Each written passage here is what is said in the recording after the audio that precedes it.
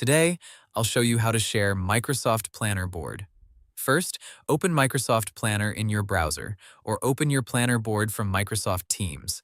Sign in with the Microsoft account you use for your work or school organization.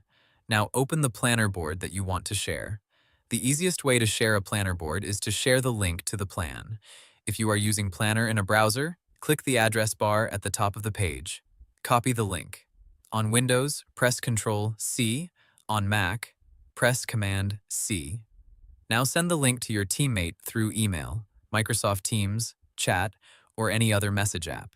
But there is one important thing to remember.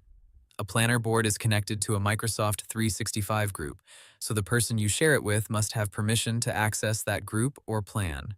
If they do not have access, the link may open an error page, or they may not be able to see the board.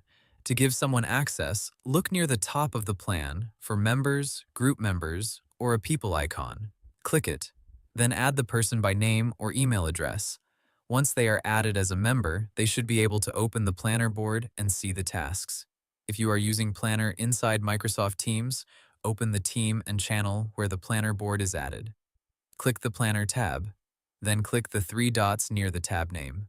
Look for an option like Copy Link to Tab. Copy that link and send it to the person you want to share with. Again, they must have access to the team or the connected Microsoft 365 group. You can also share only one task instead of the full board. Open the task card. Click the three dots or more options. Choose Copy Link to Task, if that option is available. Then send that link to your teammate.